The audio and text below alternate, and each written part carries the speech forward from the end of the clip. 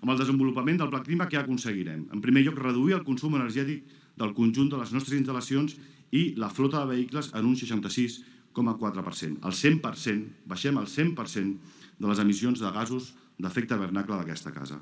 Consumir només energia d'origen renovable, mitjançant les instal·lacions de 8 megawatts pic, dels quals 2,5 s'ubicaran en recintes propis de la Diputació de Barcelona. Enfortim també la capacitat d'adaptació i de resiliència de la nostra corporació en 3 àmbits: en la xarxa de parcs naturals, en la xarxa local de carreteres i en els grans recintes de la nostra corporació.